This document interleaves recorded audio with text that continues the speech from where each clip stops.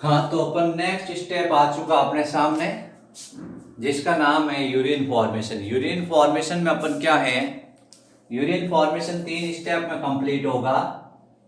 Urine formation complete in 3 steps. पहले step का नाम है ultra filtration. Ultra filtration, ultra filtration.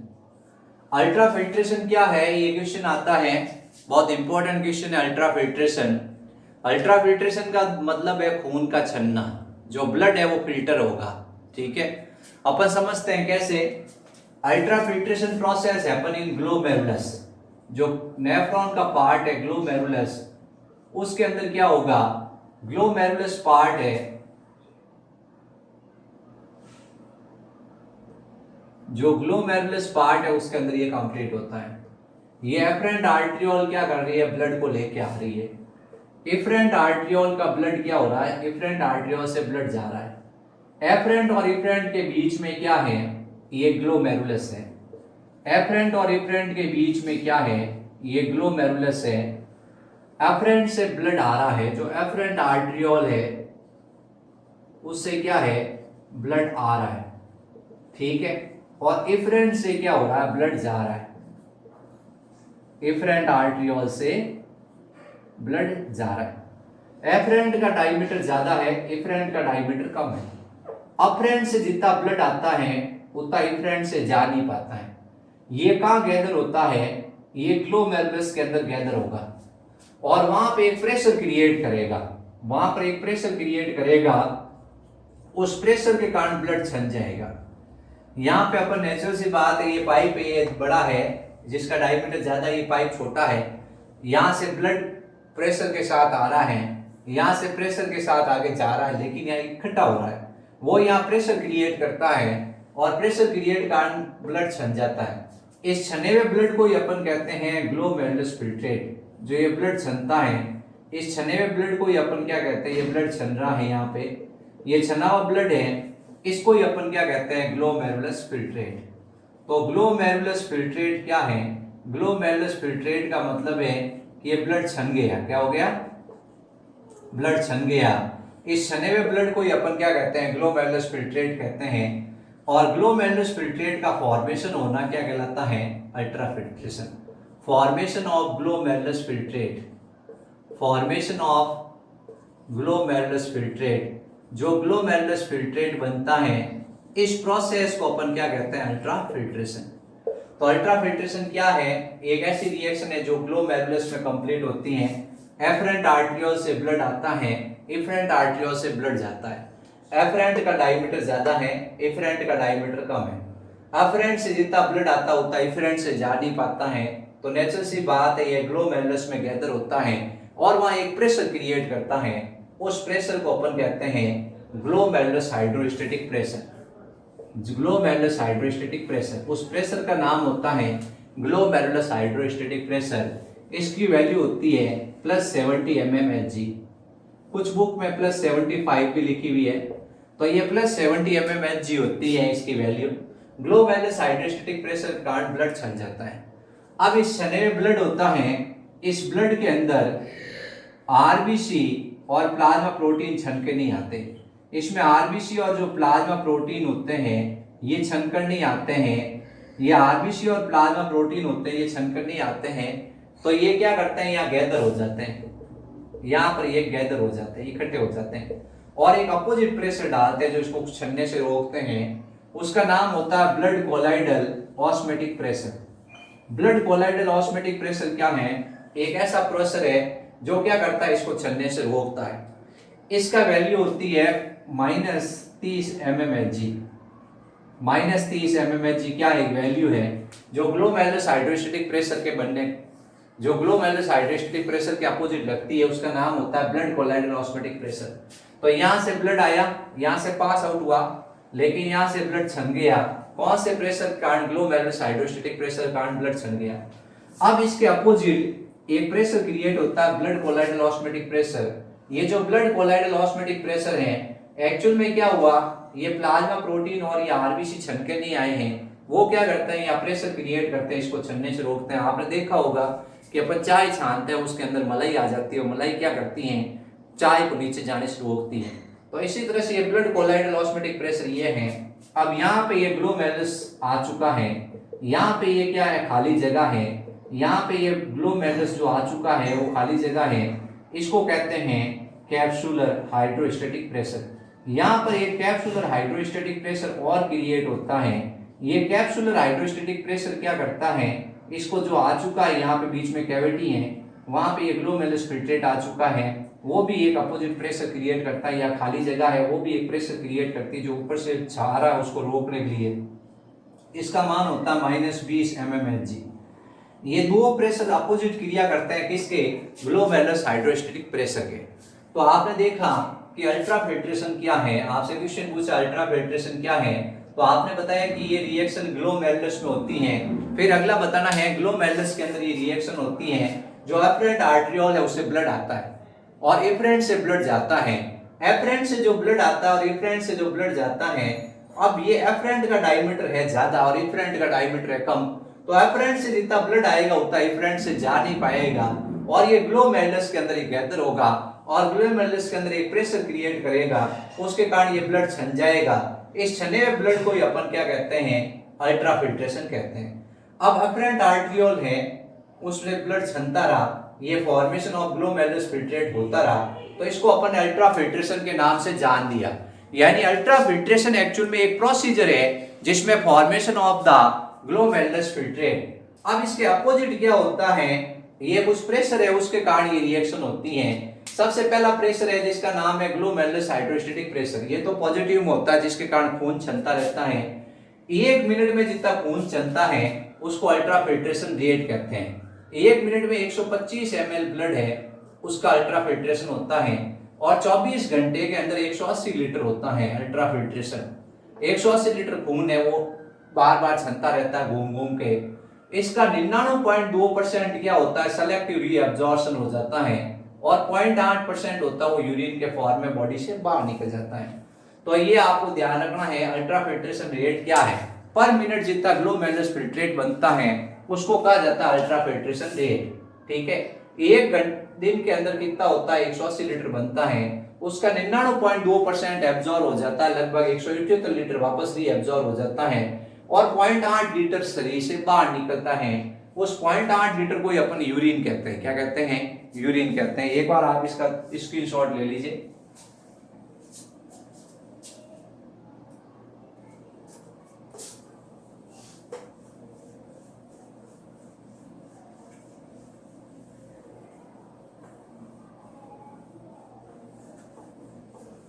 अपन यूरिन फॉर्मेशन का पहला स्टेप है जिसका नाम अल्ट्रा फिल्ट्रेशन है, उसकी स्टडी कर रहे हैं अल्ट्रा फिल्ट्रेशन की, कि अल्ट्रा फिल्ट्रेशन क्या है। अल्ट्रा फिल्ट्रेशन, तो अल्ट्रा फिल्ट्रेशन के बारे में आपने बताया ये रिएक्शन कहाँ होती हैं, ये रिएक्शन ग्लोमेरुलस में होती है। ये रिएक्शन कहाँ होगी, जो ग्लोमेरुलस पार्ट है उसके अंदर ये रिएक्शन होती है। ठीक है, अब एक्चुअल में अपन कहते हैं ये एफरेंट आर्टरियोल है, वो आ रही है ब्लड को लेके, एफरेंट आर्टरियोल से ब्लड जा रहा है।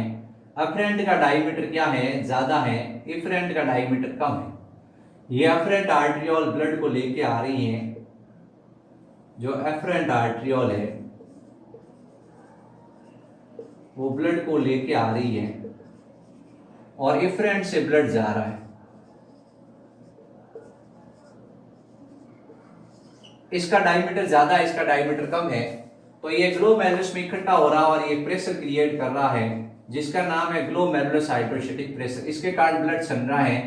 ये जो ग्लोमेरुलस हाइड्रोस्टैटिक प्रेशर है उसकी वैल्यू होती है +70 mmHg। इसके अपोजिट एक प्रेशर लग रहा है जो ये ब्लड छन के नहीं आ रहा है, प्लाज्मा प्रोटीन और आरबीसी के कारण। आरबीसी और प्लाज्मा प्रोटीन एक प्रेशर क्रिएट कर रही है, ब्लड कोलाइडल ऑस्मोटिक प्रेशर। इसकी वैल्यू होती है -30 mmHg। फिर इसमें कैप्सुलर हाइड्रोस्टैटिक प्रेशर भी एक रिएक्शन करता है, जो खाली स्पेस है वो भी, उसकी वैल्यू होती है -20 mmHg। तो effective filtration pressure, effective filtration pressure है, जो नेट इफेक्टिव फिल्ट्रेशन प्रेशर है, नेट इफेक्टिव फिल्ट्रेशन प्रेशर है, नेट इफेक्टिव फिल्ट्रेशन प्रेशर उसकी वैल्यू होती है +20 mmHg, क्योंकि +70 में से ये क्या होता है -50 घट जाता है, तो +20 mmHg इसकी वैल्यू आती है। इसी के कारण अल्ट्रा फिल्ट्रेशन होता है। 1 मिनट में कितना अल्ट्रा फिल्ट्रेशन होता है 125 ml। 24 घंटे में कितना होता है, 24 घंटे के अंदर आपको बताना है 180 लीटर होता है। 1 मिनट के अंदर अल्ट्रा फिल्ट्रेशन कितना होगा पर मिनट के अंदर 125 ml। 24 आवर्स में कितना होता है 180 लीटर। 180 लीटर में से क्या होता है 99.2% तो वापस रीअब्जॉर्ब हो जाता है और 0.8% होता है वो क्या होता है बॉडी से बाहर निकलता है। अब सवाल ऐसे एक टीचर आप बोर्ड में आ रखा है एक और क्वेश्चन, ये क्या है एफरेंट आर्ट्रियोल है, ये इफरेंट आर्ट्रियोल है। अगर एफरेंट का आर्ट्रियोल का डायमीटर कम कर दें, इसका डायमीटर कम हो और इसका डायमीटर ज्यादा हो तो क्या होगा। तो नेचुरल सी बात है, यहां से खून आ रहा है और यहां से खून पूरा पूरा चला जाएगा, यहां खून इकट्ठा ही नहीं होगा, वो सब खून आगे चला जाएगा। तो यहाँ पे ग्लोमेरुलस हाइड्रोस्टैटिक प्रेशर क्रिएट ही नहीं होगा, और ग्लोमेरुलस हाइड्रोस्टैटिक प्रेशर क्रिएट नहीं होगा तो कौन सा प्रोसेस नहीं होगा, अल्ट्रा फिल्ट्रेशन प्रोसेस नहीं होगा। अब जो नेट इफेक्टिव फिल्ट्रेशन प्रेशर है इसकी वैल्यू यदि +40 mmHg कर दी जाए, यदि इसकी वैल्यू +40 mmHg कर दी जाए तो क्या होगा, अल्ट्रा फिल्ट्रेशन डबल हो जाएगा। क्या हो जाएगा, अल्ट्रा फिल्ट्रेशन डबल हो जाएगा। ये अपने को चीज ध्यान रखनी। दो क्वेश्चन इसमें बनते हैं अल्ट्रा फिल्ट्रेशन में कि अगर मान लो आपने इसकी वैल्यू है उस वैल्यू को आपने दुगना कर दिया नेट इफेक्टिव फिल्ट्रेशन प्रेशर की, तो अपन कहेंगे क्या होगा कि ये जो अल्ट्रा फिल्ट्रेशन है वो डबल बनना शुरू हो जाएगा। तो अपन इनके पूरे नाम लिख देते हैं, glomerulus hydrostatic pressure, glomerulus hydrostatic pressure, और दूसरा है जिसका नाम आपको बताना है नेट इफेक्टिव फिल्ट्रेशन प्रेशर, और इसका है blood colloidal osmotic pressure, blood colloidal osmotic pressure, इसका है कैप्सुलर हाइड्रोस्टैटिक प्रेशर। अब मेरा क्वेश्चन आपसे लोगों सीधा सा है कि अगर मान लो जैसे ये ग्लोमेरुलस हाइड्रोस्टैटिक प्रेशर है, इसकी वैल्यू +50 mmHg हो तो क्या होगा। यदि ग्लोमेरुलस हाइड्रोस्टैटिक प्रेशर की वैल्यू +50 mmHg हो तो क्या होगा। आप कमेंट बॉक्स में इसका उत्तर लिखें।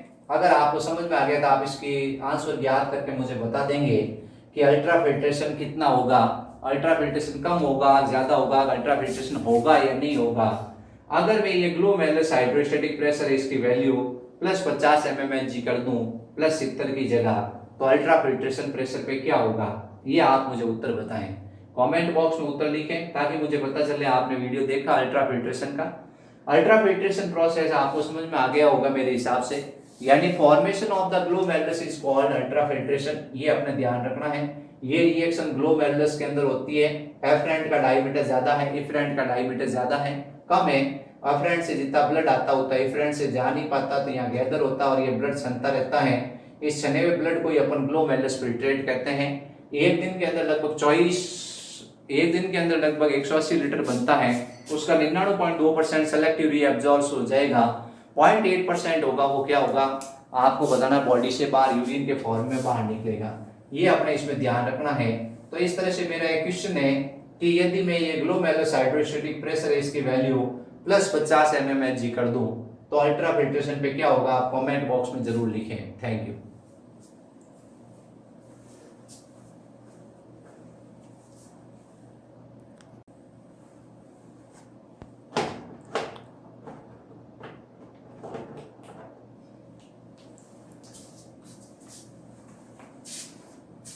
अब नेक्स्ट टॉपिक लेके आए selective reabsorption. Selective reabsorption, urine formation का नेक्स्ट स्टेप है सेलेक्टिव रीअब्जॉर्प्शन। सेलेक्टिव रीअब्जॉर्प्शन क्या है? तो भाई ऐसा होता है कि हर आदमी कुछ ना कुछ सेलेक्ट करता है। सेलेक्टिव रीअब्जॉर्प्शन में ऐसे होगा कि जो ये ग्लोमेरुलस फिल्ट्रेट बना है, ये अपन ने कहा ये ग्लोमेरुलस फिल्ट्रेट है, ये देखा अपन ने। ये जो ग्लोमेरुलस फिल्ट्रेट बना है, जो ग्लोमेरुलस फिल्ट्रेट बनता है, उस ग्लोमेरुलस फिल्ट्रेट के अंदर बहुत सारे मटेरियल होते हैं। जैसे इसमें ग्लूकोज होता है, इसमें जैसे एमिनो एसिड होता है, जैसे इसमें विटामिन्स होते हैं, जैसे इसमें आपको बताना मिनरल्स होते हैं, वाटर होता है, ये सब इसमें प्रेजेंट होते हैं ग्लोमेरुलस फिल्ट्रेट में। इसके अलावा इसमें एक्सक्रीटरी मटेरियल भी प्रेजेंट होते हैं, जैसे यूरिया प्रेजेंट होगा, ठीक है, जैसे इसके अंदर क्रिएटिनिन प्रेजेंट होगा, जैसे इसके अंदर कुछ और यूरिक एसिड वगैरह थोड़े बहुत अमाउंट प्रेजेंट होंगे। तो ये इसमें आयंस है, विटामिन है, एमिनो एसिड्स है, फैटी एसिड्स है, ये सब इसमें प्रेजेंट है, ठीक है, ये सब इस ग्लोमेरुलस फिल्ट्रेट में प्रेजेंट है। इस ग्लोमेरुलस फिल्ट्रेट में से क्या किया जाता है, केवल यूजफुल मटेरियल को वापस एब्जॉर्ब किया जाता है। किसको? केवल यूजफुल मटेरियल है उसको वापस एब्जॉर्ब किया जाता है। तो उस प्रोसेस को अपन क्या कहते हैं? उसको अपन कहते हैं सेलेक्टिव रीअब्जॉर्प्शन। अब इसमें बहुत ज्यादा अमाउंट में वाटर होता है, अगर ये वाटर बॉडी से बाहर निकल जाए तो ह्यूमन डाई हो जाता है। तो ओनली यूजफुल मटेरियल है, जैसे ग्लूकोज है, एमिनो एसिड है, विटामिन है, मिनरल्स है, वाटर्स हैं, ये सब यूजफुल मटेरियल होते हैं, ये वापस रीअब्जॉर्ब किए जाते हैं। इसको कहा जाता है सेलेक्टिव रीअब्जॉर्प्शन। तो सेलेक्टिव रीअब्जॉर्प्शन है क्या? ये अपन ने देखा, ये ग्लोमेरुलस था, उस ग्लोमेरुलस के अंदर क्या हुआ था? फिल्ट्रेट बना था, इसको कहा था ग्लोमेरुलस फिल्ट्रेट, ठीक है। उसको किस नाम से कहा था? ग्लोमेरुलस फिल्ट्रेट के नाम से कहा था। ये जो नेफ्रॉन है, इस नेफ्रॉन के अलग अलग पार्ट होते हैं, वो क्या करते हैं, ये जो ग्लोमेरुलस फिल्ट्रेट आ रहा है, इस ग्लोमेरुलस फिल्ट्रेट में से यूजफुल मटेरियल है उसको वापस ब्लड में एब्जॉर्ब कर लेते हैं। इस प्रोसेस को अपन क्या कहते हैं? सेलेक्टिव रीअब्जॉर्प्शन के नाम से जानते हैं। तो सेलेक्टिव रीअब्जॉर्प्शन का मतलब ये है कि जो ग्लोमेरुलस फिल्ट्रेट बना है उसमें से यूजफुल मटेरियल है उसका रीअब्जॉर्प्शन करना, यूजफुल मटेरियल का रीअब्जॉर्प्शन है वो किया जाता है, उसको कहते हैं सेलेक्टिव रीअब्जॉर्प्शन। तो सेलेक्टिव रीअब्जॉर्प्शन का मतलब यही है, only useful material will be reabsorb from glomerulus filtrate. अब आपसे पूछा कि भाई ये ग्लोमेरुलस फिल्ट्रेट रीअब्जॉर्प्शन प्रोसेस होता कहाँ है? तो ये कंप्लीट नेफ्रॉन में होता है। किसमें होता है? कंप्लीट नेफ्रॉन में होता है। जो नेफ्रॉन है उस पूरे नेफ्रॉन में होता है, ऐसा नहीं नेफ्रॉन के स्पेसिफिक पार्ट में होता है, पूरे नेफ्रॉन में होता है। अब ये सेलेक्टिव रीअब्जॉर्प्शन है, उसके अकॉर्डिंग मटेरियल तीन तरह के होते हैं। एक होते हैं जिनका कंप्लीट रीअब्जॉर्प्शन हो जाता है, एक होते हैं जिनका थोड़ा बहुत रीअब्जॉर्प्शन होता है, और एक होते हैं जिनका रीअब्जॉर्प्शन बिल्कुल नहीं होता है। उसके अकॉर्डिंग तीन तरह के मटेरियल होते हैं। एक होते हैं हाई थ्रेशोल्ड वैल्यू, एक होती है जिसको अपन कहते हैं लो थ्रेशोल्ड वैल्यू, और एक होते हैं ए थ्रेशोल्ड वैल्यू। तीन टाइप के मटेरियल होते हैं। हाई थ्रेशोल्ड का मतलब जिसमें से ऐसे मटेरियल जिनका ग्लोमेरुलस फिल्ट्रेट में से कंप्लीट रीअब्जॉर्प्शन हो जाता है। अगर ग्लोमेरुलस फिल्ट्रेट में से किसी भी मटेरियल का कंप्लीट रीअब्जॉर्प्शन हो जाता है, कंप्लीट रीअब्जॉर्प्शन हो जाता है, उसको कहा जाता है हाई थ्रेशोल्ड वैल्यू। जैसे अपन कहते हैं ग्लूकोज है, एमिनो एसिड्स हैं, विटामिन्स हैं, ये ऐसे मटेरियल होते हैं जिनका कंप्लीट रीअब्जॉर्प्शन हो जाता है। लो थ्रेशोल्ड में जिनका कुछ अमाउंट में, स्मॉल अमाउंट में रीअब्जॉर्प्शन होता है, स्मॉल अमाउंट में क्या होगा? रीअब्जॉर्प्शन होगा। जैसे आपको बताना वाटर है, आयन है, और जिनका ग्लोमेरुलस फिल्ट्रेट में से एब्जॉर्प्शन होता ही नहीं है, जिनका ग्लोमेरुलस फिल्ट्रेट में से एब्जॉर्प्शन होता ही नहीं है, उनको अपन कहते हैं ए थ्रेशोल्ड। जैसे यूरिया है, जैसे यूरिक एसिड है, जैसे क्रिएटिनिन है, हिप्यूरिक एसिड है, कुछ ऐसे मटेरियल होते हैं जिनका एब्जॉर्प्शन होता ही नहीं है, तो उनको कहा जाता है ए थ्रेशोल्ड वैल्यू वाले कंपाउंड्स। तो सेलेक्टिव रीअब्जॉर्प्शन एक बहुत इंपॉर्टेंट प्रोसेस है। अगर ये नहीं होगा तो ह्यूमन बीइंग तुरंत डाई हो जाएगा। ये अपने को ध्यान रखना है। हाई थ्रेशोल्ड वैल्यू, लो थ्रेशोल्ड वैल्यू और ए थ्रेशोल्ड वैल्यू हैं, तीन टाइप के कंपाउंड्स हैं। हाई थ्रेशोल्ड वैल्यू में जिसमें ग्लोमेरुलस फिल्ट्रेट है उसका कंप्लीट रीअब्जॉर्प्शन हो जाएगा, उसको कहते हैं हाई थ्रेशोल्ड वैल्यू वाले कंपाउंड्स। और जिनका स्मॉल अमाउंट में रीअब्जॉर्प्शन होगा उनको कहते हैं लो थ्रेशोल्ड वैल्यू वाले कंपाउंड्स। और जिनका एब्जॉर्प्शन होता ही नहीं है उनको कहते हैं ए थ्रेशोल्ड वैल्यू वाले कंपाउंड्स। जैसे अपन कहते हैं यूरिया है, और लो में वाटर और आयंस हैं, और ग्लूकोज और एमिनो एसिड्स हैं।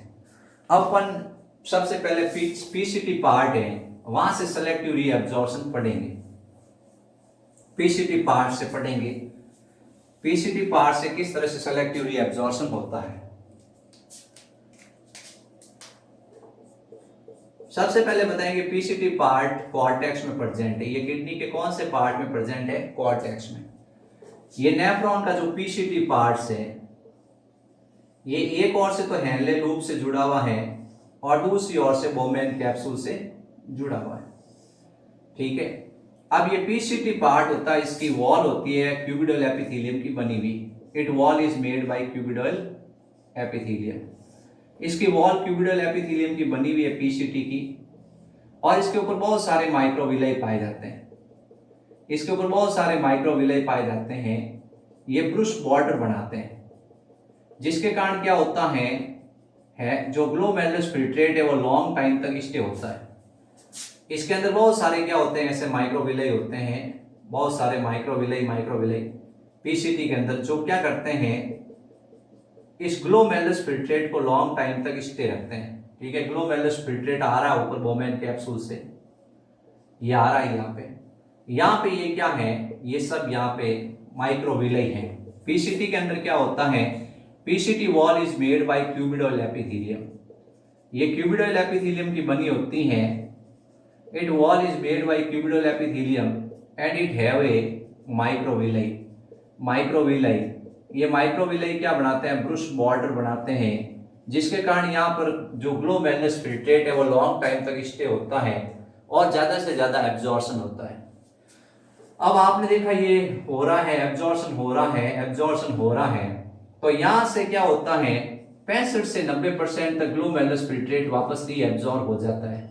65 से 90% तक क्या होता है, ग्लोमेरुलस फिल्ट्रेट वापस रीअब्जॉर्ब हो जाता है और ग्लूकोज का कंप्लीट रीअब्जॉर्प्शन हो जाता है।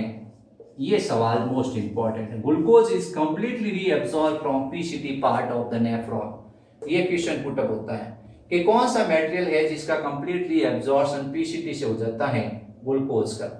ये सब कहाँ चले जाते हैं, ये सब यहाँ इस तरह से पेरिट्यूबुलर कैपिलरीज है, ये नेफ्रॉन है, इसमें पेरिट्यूबुलर कैपिलरी होती है जिसमें ब्लड फ्लो होता है, उसके अंदर ये सब वापस चले जाते हैं। ये इस तरह से पीसीटी से निकलकर सारे मटेरियल किस में चले जाते हैं, पेरिट्यूबुलर कैपिलरी में चले जाते हैं, पेरिट्यूबुलर कैपिलरीज में चले जाते हैं, पेरिट्यूबुलर कैपिलरी उसमें चले जाते हैं। ये क्या है, एफरेंट आर्ट्रियोल है, ये क्या है, ग्लोमेरुलस है, ये एफरेंट आर्ट्रियोल है, और ये बोमेन कैप्सूल है। इस बोमेन कैप्सूल के बाद ये पीसीटी है, तो पीसीटी के चारों तरफ ये क्या है, ये पेरिट्यूबुलर कैपिलरी होती है। इस तरह से ये पेरिट्यूबुलर कैपिलरी होती है, ये पेरिट्यूबुलर कैपिलरी। इस पेरिट्यूबुलर कैपिलरी में ये सब मटेरियल चला जाता है, ब्लड में वापस चला जाता है। यहाँ ब्लड छना ऊपर और वापस यहाँ से पेरिट्यूबुलर कैपिलरी के अंदर ये सारा का सारा मटेरियल चला जाता है। मैक्सिमम अमाउंट में यहाँ से वाटर का रीअब्जॉर्प्शन हो जाता है, आयंस का हो जाता है और एमिनो एसिड्स का हो जाता है। तो ज्यादातर मटेरियल है उसका रीअब्जॉर्प्शन हो जाता है, यानी यहाँ से 65 से 90% तक जो ग्लोमेरुलस फिल्ट्रेट बना उसका रीअब्जॉर्प्शन हो जाता है। पीसीटी पार्ट कॉर्टेक्स पार्ट में प्रेजेंट है, और ये नेफ्रॉन का जो पार्ट है, ये किडनी का जो पार्ट है कॉर्टेक्स, उसके अंदर ये पीसीटी प्रेजेंट है। ये क्यूबिडल एपिथेलियम की बनी हुई है, इसमें माइक्रोविलाई पाए जाते हैं जो ब्रुश बॉर्डर बनाते हैं, जिसके कारण लॉन्ग टाइम तक यहाँ रुका रहता है ग्लोमेरुलस फिल्ट्रेट, और 65 से 90% तक रीअब्जॉर्प्शन हो जाता है। ग्लूकोज का यहाँ से कंप्लीट रीअब्जॉर्प्शन हो जाता है, वाटर आयंस और एमिनो एसिड्स का यहाँ से रीअब्जॉर्प्शन होता है। ये जो पेरिट्यूबुलर कैपिलरी इसके चारों तरफ है, इसमें खून बह रहा है, ये खून है, ये ग्लोमेरुलस फिल्ट्रेट होता है, उसमें से यूजफुल मटेरियल सब निकल कर इसमें आ जाते हैं पेरिट्यूबुलर कैपिलरीज में वापस। इस तरह से ये पीसीटी के अंदर सेलेक्टिव रीअब्जॉर्प्शन हुआ है।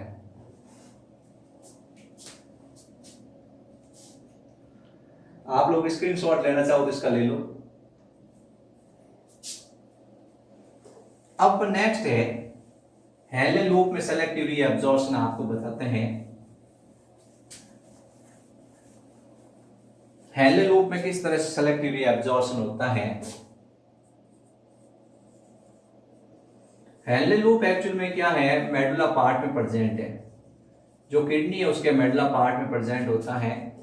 ये हेयर पिन लाइक होता है या यू शेप का होता है, इट इज हेयर पिन और यू शेप। दो आर्म्स है, एक नीचे आ रही है डिसेंडिंग आर्म्स और एक ऊपर जा रही है एसेंडिंग आर्म्स। स्क्वेमस एपिथेलियम की बनी हुई है इस तरह से, माइक्रोविलाई है नहीं। डिसेंडिंग आर्म पीसीटी से जुड़ी हुई है और एसेंडिंग आर्म्स है वो डीसीटी से जुड़ी हुई है। इसके चारों तरफ भी ये ब्लड कैपिलरी है, वसा रेक्टा या पेरिट्यूबुलर कैपिलरीज। अब ये जो डिसेंडिंग आर्म्स होती हैं ये वाटर के लिए परमिएबल है और आयंस के लिए क्या है, इनपरमिएबल है। आयंस है उसके लिए इम्परमिएबल है, आयंस के लिए इम्परमिएबल है। वाटर सब चला जाता है पेरिट्यूबुलर कैपिलरीज के अंदर। यहाँ पे जो ग्लोमेरुलस फिल्ट्रेट है उसमें से वाटर निकल जाता है, जिसके कारण ये क्या है, आइसोटोनिक से हाइपरटोनिक हो जाता है। पानी पानी निकल गया, आयन आयन बच गए, तो ये हाइपरटोनिक हो गया क्योंकि वाटर रीअब्जॉर्प्शन हुआ। अब अपन पानी है उसके अंदर शक्कर मिली हुई है, उसको गर्म करेंगे, पानी पानी क्या होगा, निकल जाएगा तो शक्कर गाढ़ी हो जाएगी। तो ये आइसोटोनिक था, यहाँ पर आइसोटोनिक में से वाटर निकल गया तो ये हाइपरटोनिक ग्लोमेरुलस फिल्ट्रेट हो गया।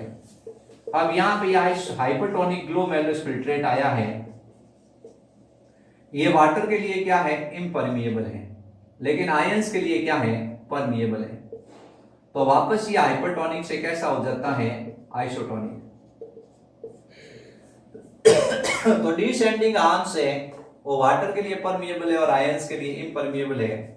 ये आयंस के लिए क्या है, परमिएबल है और वाटर के लिए क्या है, इम्परमिएबल है। तो ये अपने को ध्यान रखना है। ये हेनले लूप होता है, इस जितना ज्यादा लंबा होगा उतना ही ज्यादा सेलेक्टिव रीअब्जॉर्प्शन होगा। ऊंट में हेनले लूप काफी लंबा होता है, इस कारण वाटर का रीअब्जॉर्प्शन ज्यादा होता है। ठीक है, तो हेनले लूप यू शेप का, ये हेयरपिन शेप का, इसकी वॉल स्क्वेमस एपिथेलियम की बनी हुई है। इसकी ये एक्चुअल में डिसेंडिंग आर्म्स है, इसमें पहला थोड़ा चौड़ा भाग होता है, फिर धीरे धीरे पतला भाग होता है। इतना अपने डीप में नहीं जाना, अपने इतना बताना डिसेंडिंग आर्म्स और एसेंडिंग आर्म्स की क्या विशेषता है, वाटर का रीअब्जॉर्प्शन कहां से होगा, आयन का रीअब्जॉर्प्शन कहां होगा। जो इसमें ग्लोमेरुलस फिल्ट्रेट आएगा तब आइसोटोनिक होगा, बाहर निकलेगा तब आइसोटोनिक होगा। क्यों हाइपरटोनिक क्यों हुआ है, क्योंकि वाटर रीअब्जॉर्प्शन हुआ है। आइसोटोनिक वापस कैसे हुआ, आयन रीअब्जॉर्प्शन हुए हैं। ये आपने ध्यान रखना है।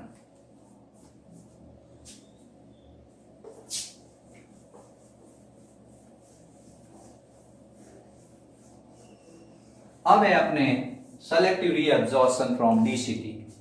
जो डीसीटी है, डिस्टल कॉन्वॉल्यूटेड ट्यूबल्स, डिस्टल कॉन्वॉल्यूटेड ट्यूबल्स,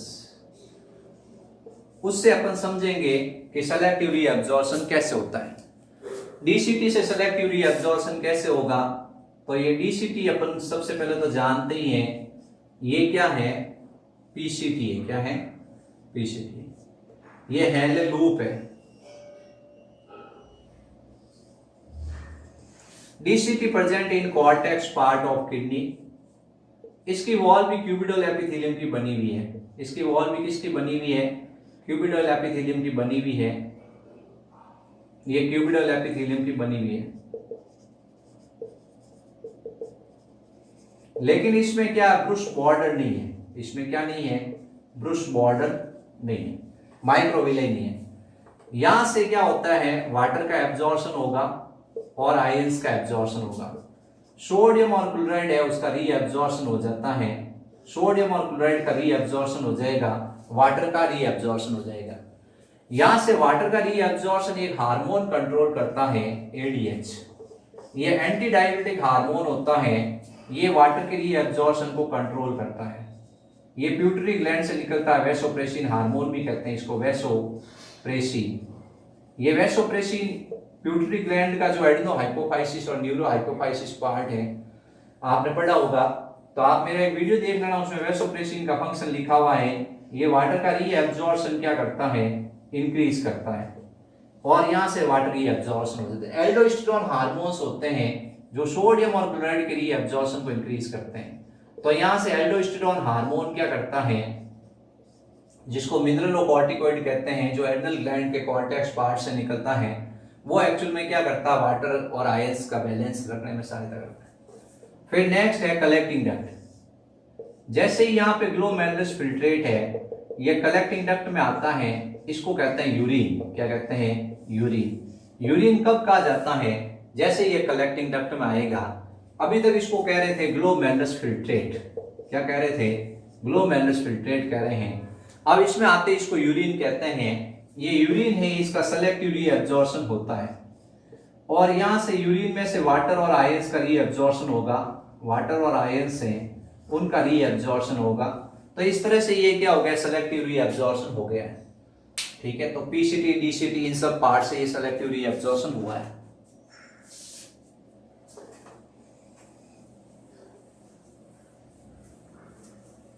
अपन एक डायग्राम बनाएंगे और डायग्राम से आपको बताएंगे किस तरह से किडनी में क्या होता है, आपको समझ में आ जाएगा।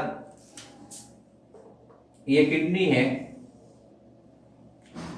इसमें सबसे पहले तो क्या होता है, ये रीनल आर्टरी है, खून लेके आती है। रीनल आर्टरी से खून आया, रीनल आर्टरी है, उससे खून आया। इस खून के अंदर यूरिया ज्यादा है, इस खून के अंदर यूरिया ज्यादा है, यानी इम्प्योर ब्लड है। अब रीनल आर्टरी आगे डिवाइड होती है और एफरेंट आर्ट्रियोल बनाती है। क्या बनाती है, एफरेंट आर्ट्रियोल। ये क्या बनाती, एफरेंट आर्ट्रियोल बनाती। एफरेंट आर्ट्रियोल आगे इफरेंट आर्ट्रियोल में बढ़ जाती है। ये एफरेंट आर्ट्रियोल है, उसका फॉर्मेशन है। ये इफरेंट आर्ट्रियोल है। ठीक है, एफरेंट और इफरेंट के बीच में ये क्या है, ग्लोमेरुलस फिल्ट्रेट, ग्लोमेरुलस है। ये क्या है, ग्लोमेरुलस है। ठीक है, और यहां पे ये क्या है, यहां पे ये बोमेन कैप्सूल है। क्या है, ये बोमेन कैप्सूल है। ये नेक है, ये पीसीटी है, ये पीसीटी है। ये इस तरह से हैंडले का लूप है, ये डीसीटी है, ये कलेक्टिंग डक्ट है। अब यहां पर ये क्या है, ये बोमेन कैप्सूल है, और यहां पे ये पीसीटी है, ये हैंडले का लूप है, ये डीसीटी है, इस तरह से, और ये कलेक्टिंग डक्ट है। ठीक है, ये अपना ध्यान रखना किस तरह से क्या होता है।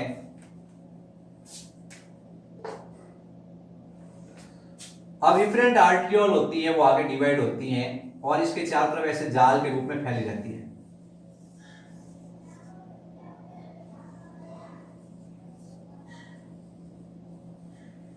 पूरे नेफ्रॉन के अराउंड ये इस तरह से होती है, और फिर ये क्या बनाती है, रीनल वेन। क्या बनाती है, रीनल वेन। इस तरह से ये क्या होगा, एफरेंट आर्ट्रियोल आगे ग्लोमेरुलस, ग्लोमेरुलस से आगे इफरेंट आर्ट्रियोल, ये इस तरह से यूं होती है, और फिर क्या होती है, रीनल वेन बनती है, और रीनल वेन यहां से बाहर निकलती है। इस रीनल वेन के अंदर क्या यूरिया नहीं है, क्योंकि यहां पे क्या हो गया, यूरिया सब इसमें चला गया है। ये इसके चारों तरफ क्या है, ये पेरिट्यूबुलर कैपिलरीज है, पेरिट्यूबुलर कैपिलरीज है। यहां से सारा के सारा जो अल्ट्रा फिल्ट्रेशन हुआ है, खून चना है, ये सब खून किस में आ जाता है, वापस इसके अंदर आ जाता है, पेरिट्यूबुलर वसा रेक्टा, इनके अंदर सब ये खून वापस होता है। वो ग्लोमेरुलस फिल्ट्रेट जो बना है सारा खून में वापस मिक्स हो जाता है। इस तरह से इसका सेलेक्टिव रीअब्जॉर्प्शन हो गया और सब खून में मिक्स हो जाता है और रीनल वेन से वापस बॉडी में सप्लाई हो जाता है। तो इतना खून छना है, छना तो खून उसको कहा आपने ग्लोमेरुलस फिल्ट्रेट। आपको टेंशन करने की जरूरत नहीं है, वापस इसके चारों तरफ ये इस तरह से ब्लड कैपिलरी फ्लो होती है, वो वापस उसको चूसती रहती है। तो ये सेलेक्टिव रीअब्जॉर्प्शन प्रोसेस है, ये आपको समझना है कि इस तरह से क्या होता है। अब मैं एक क्वेश्चन पूछता हूं, आप लोगों ने अगर इस वीडियो को ध्यान से देखा है तो बताना है कि ग्लोमेरुलस जो फिल्ट्रेट बना है, जो ग्लोमेरुलस फिल्ट्रेट बना है उसमें से ग्लूकोज का कंप्लीट रीअब्जॉर्प्शन, ग्लूकोज का कंप्लीट रीअब्जॉर्प्शन, ग्लूकोज का कंप्लीट रीअब्जॉर्प्शन कहां से होता है? ग्लूकोज का कंप्लीट रीअब्जॉर्प्शन कौन से पार्ट से होता है? पीसीटी से, हेनले लूप से, डीसीटी से या कलेक्टिंग डक्ट से? कमेंट बॉक्स में आप उत्तर लिखें जिससे मुझे पता चले आपने वीडियो ध्यान से देखा है। दूसरा मेरा सवाल यह है कि ये जो ग्लोमेरुलस फिल्ट्रेट बना है, ग्लोमेरुलस फिल्ट्रेट बना है उसमें वाटर का रीअब्जॉर्प्शन डीसीटी पार्ट से कौन सा हार्मोन कंट्रोल करता है? वाटर का रीअब्जॉर्प्शन कौन सा हार्मोन कंट्रोल करता है, ये आपको इसमें बताना है। ये दो ऑब्जेक्टिव सवाल है, दोनों ऑब्जेक्टिव सवाल आप कमेंट बॉक्स में उत्तर लिखें और मुझे बताएं कि सर हमने वीडियो देखा और हमें ये उत्तर आते हैं। Thank you.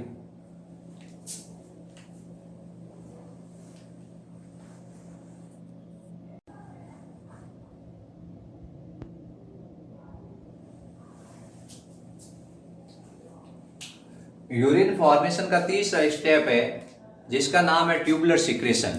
Tubular secretion, tubular secretion. Urine formation के तीसरे स्टेप का नाम है ट्यूबुलर सिक्रेशन। अब ट्यूबुलर सिक्रेशन आपको समझाते हैं क्या होता है। एक्चुअल में क्या हुआ कि ये क्या था, एफरेंट आर्ट्रियोल था, ये इफरेंट आर्ट्रियोल था। एफरेंट का डायमीटर क्या है, ज्यादा है, एफरेंट का डायमीटर ज्यादा है इफरेंट आर्ट्रियोल से।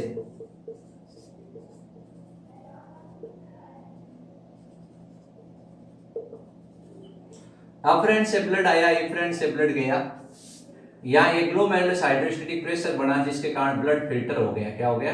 ब्लड फिल्टर हो गया। इसको अपन ने कहा ग्लोमेरुलस फिल्ट्रेट। क्या कहा?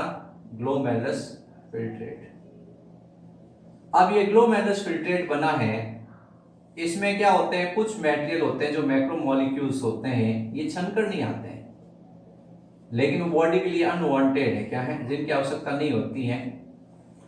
कुछ मटेरियल ऐसे होते हैं जो छनके नहीं आते हैं। जब ग्लोमेरुलस फिल्ट्रेट होता है तो कुछ मटेरियल जैसे हाइड्रोजन है, पोटेशियम है, हिप्यूरिक एसिड है, पिगमेंट्स हैं, मेडिसिन्स हैं,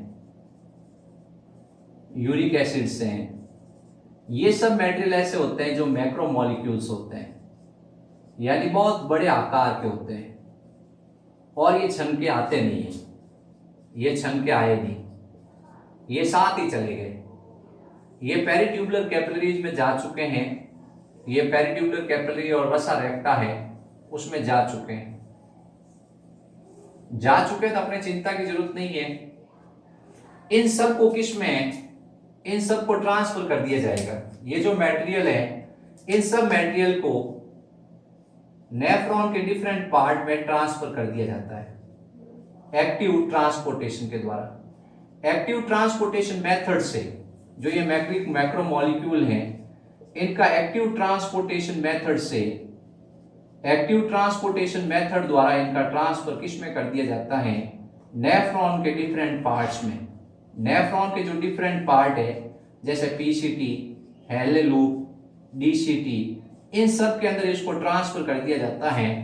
इसको कहा जाता है ट्यूबुलर सिक्रेशन। तो ट्यूबुलर सिक्रेशन है क्या? ट्यूबुलर सिक्रेशन का मतलब ऐसे है कि कुछ मैक्रोमोलिक्यूल्स होते हैं, ये एक्चुअल में क्या हुए कि छन के आए नहीं, साथ चले गए। तो अपन ने कहा छन के आए नहीं, भाई आप क्यों नहीं छन के आए? कि हमारा आकार बड़ा है, हम छन के नहीं आए, इनकी आवश्यकता नहीं है। ब्लड के अंदर, ये ब्लड के अंदर मौजूद है ऐसे। अब होम्योस्टेसिस बनाए रखने के लिए इनको बाहर निकालना भी जरूरी है। तो अपन क्या करते हैं, यहां से इनको उठाते हैं एनर्जी की सहायता से, और या ये सब जगह क्या किए जाते हैं, डिफरेंट पार्ट्स के अंदर इनको ट्रांसफर कर दिया जाता है। डिफरेंट पार्ट्स में इनको क्या कर दिया जाता है, ट्रांसफर कर दिया जाता है एक्टिव ट्रांसपोर्टेशन मेथड से। तो इसको कहते हैं ट्यूबुलर सिक्रेशन। तो ट्यूबुलर सिक्रेशन वर्ड एक अलग वर्ड है, आप इसका मीनिंग है वो ऐसे निकाल नहीं सकते हो, या आप क्या है ट्यूबुलर सिक्रेशन। तो ट्यूबुलर सिक्रेशन आपको दिमाग लगा के समझना पड़ेगा कि कुछ मटेरियल है, जैसे हाइड्रोजन है, पोटेशियम है, यूरिक एसिड है, मेडिसिन्स है, यूरिक एसिड्स हैं, ये पिगमेंट्स है, ये सब ऐसे हैं जो मैक्रोमोलिक्यूल्स हैं जिनकी शेप और साइज काफी बड़ी है, ये छन के आए नहीं। अब अपन ने कहा भाई आरबीसी और प्लाज्मा प्रोटीन तो बॉडी के लिए चाहिए, आरबीसी और प्लाज्मा प्रोटीन तो बॉडी के लिए चाहिए, छन के नहीं आए तो कोई बात नहीं, या आप तो एक्सक्रीटरी हो, सब क्या हो, एक्सक्रीटरी हो, आपकी जगह नहीं है। तो हम इनको क्या करते हैं, ये पेरिट्यूबुलर ब्लड कैपिलरी है, वसा रेक्टा है, इन सब से इनको क्या करते हैं, नेफ्रॉन में ट्रांसफर कर देते हैं by the active transportation method, यानी with the help of ATP. ATP की सहायता से इनको क्या कर दिया जाता है, इसके अंदर ट्रांसफर कर दिया जाता है। तो अपन ने एटीपी की सहायता से सब ये मटेरियल उठाए और इसमें ले लिए, इसमें भेज दिए। तो ये सब मटेरियल इस नेफ्रॉन में आ गए, किसमें आ गए, नेफ्रॉन में आ गए। नेफ्रॉन से अपन ने यूरिन त्यागा, उस यूरिन के साथ बाहर निकल गए। अब यूरिन बन चुका है, यूरिन का येलो कलर किसके कारण होता है, येलो कलर आपको बताना है यूरोक्रोम के कारण। यूरोक्रोम एक ऐसा मटेरियल होता है जिसके कारण यूरिन होता है, उसका येलो कलर होता है। यूरिन में 2% तक क्या होता है, यूरिया होता है, ठीक है, यानी यूरिया इसमें प्रेजेंट होगा। 96% तक इसमें वाटर होता है यूरिन के अंदर। इसके अलावा इसमें ऑर्गेनिक इनऑर्गेनिक कंपाउंड्स होते हैं यूरिन के अंदर। इसके अलावा इसमें क्या होता है, इसके अंदर आपको बताना यूरिन होता है, उसके अंदर और भी पिगमेंट्स वगैरह भी प्रेजेंट होते हैं, यूरिक एसिड, हिप्यूरिक एसिड, ये सब प्रेजेंट होते हैं। 2% इसमें यूरिया होता है। यूरिया के कारण क्या है, यूरिया होता है, अमोनियम बदल जाता है जिसके कारण बदबू आती है, दुर्गंध आती है। तो यूरिन का येलो कलर यूरोक्रोम के कारण है, ये चीज एक ध्यान रखना। इसकी पीएच लगभग 5 से 7 के बीच होती है, ये अल्कलाइन नेचर का होता है, ठीक है, ये अपने ध्यान रखना ट्यूबुलर सिक्रेशन। तो इस तरह से अपन ने क्या यूरिन फॉर्मेशन तीनों स्टेप पढ़ लिए। पहला अल्ट्राफिल्ट्रेशन पढ़ लिया, फिर सेलेक्टिव रीअब्जॉर्प्शन पढ़ लिया, फिर उसके बाद अपन ने तीसरा पॉइंट पढ़ लिया है जिसका नाम है ट्यूबुलर सिक्रेशन। अगर आपने ये ट्यूबुलर सिक्रेशन ध्यान से पढ़ा है तो मेरे क्वेश्चन है, उस क्वेश्चन को आप कमेंट बॉक्स में उत्तर लिखें। मेरा क्वेश्चन ऐसे है, give the name of macromolecules, give the name of macromolecules which is not pass out with glomerulus filtrate। जो glomerulus filtrate के साथ छन के नहीं आए हैं उनके नाम बताओ। कमेंट बॉक्स में आप उत्तर लिखें और मुझे बताएं।